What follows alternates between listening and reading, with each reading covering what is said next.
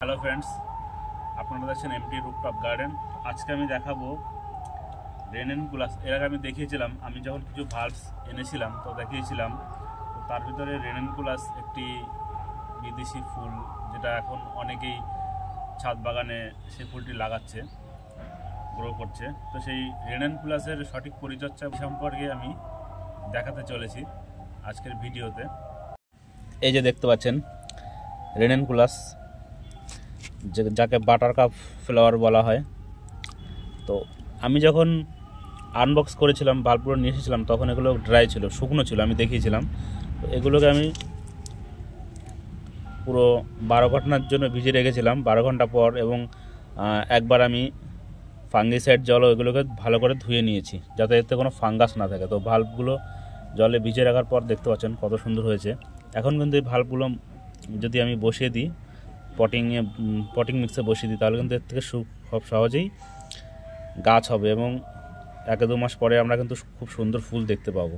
তো আমার কাছে কিছু রেনেনকুলাসের ভাল্বস রয়েছে, দেখতে পাচ্ছেন আপনারা।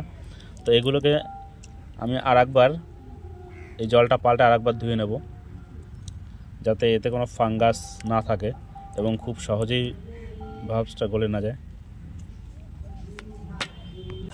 ভাল্বগুলো আমি সুন্দর করে পরিষ্কার করে জলে ধুয়ে নিয়েছি, দেখতে পাচ্ছেন।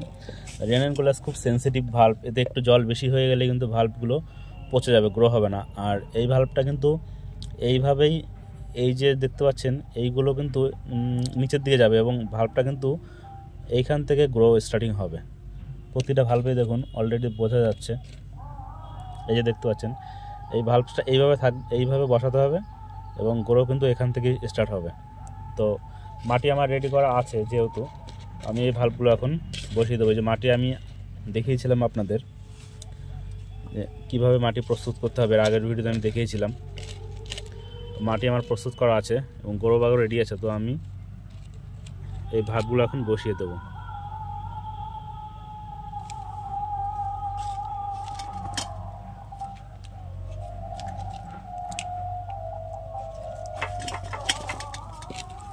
আমার এই যে দেখতে পাচ্ছেন, এটি একটি 12 ইঞ্চি গ্রো ব্যাগ এবং মাটিতে আমি আগের থেকে প্রস্তুত করে রেখে যেতে দেখতে পাচ্ছেন।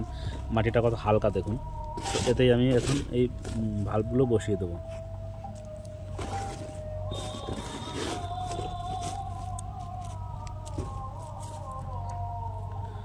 তো ভাল্বগুলোকে আমাদের বেশি গভীরে প্রয়োজন নেই বসানোর, মোটামুটি 1 ইঞ্চি মতো ডিগ করলেই হবে মাটি।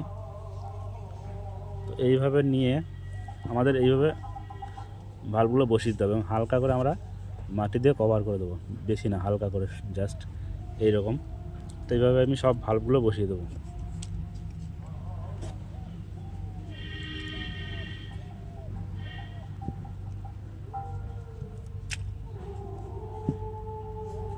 এবং এতে কিন্তু আমাদের জল কিন্তু খুব প্রয়োজন নেই। জল যদি আমরা বেশি পরিমাণে দিই, তাহলে সেক্ষেত্রে কিন্তু ভাল্বগুলো ফাঙ্গাস লেগে পচে গলে যেতে পারে, যেহেতু খুব সেন্সিটিভ এই ভাল্বগুলো। এবং এতে জল বেশি প্রয়োজন হয় না, শুধু আমাদের হালকা করে মাটি 1 ইঞ্চি মতন ডিগ করে বসিয়ে দিতে হবে।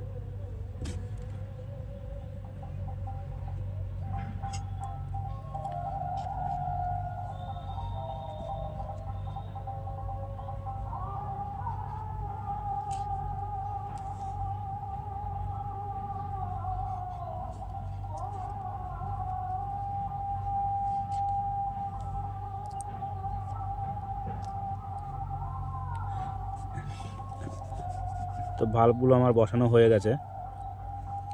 এবার আমি এতে মালচিং করে দেবো।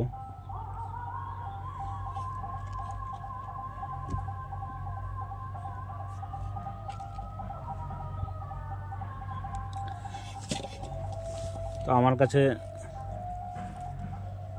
ধানের ভুসি, রাইস শাকস যেটা আছে সেটা রয়েছে, ওটা থেকে আমি মালচিং করে দেবো। এতে আমরা এখন আর কোনো জলই দেবো না। এই যে মাটি যতটা আমাদের ভেজা রয়েছে, ওয়েট রয়েছে, তো এইভাবে আমরা রাখবো। এতে আমরা এখন কোনো জল দেব না, শুধু আমরা কিছুটা পরিমাণে রাইস শাকস নিয়ে এটাকে মালচিং করে দেবো।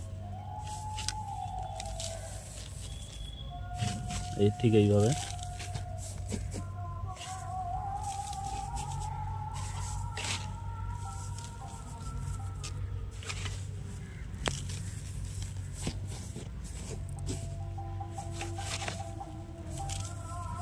এতটাই যথেষ্ট। 1/2 ইঞ্চি মতো আমি মালচিং করেছি।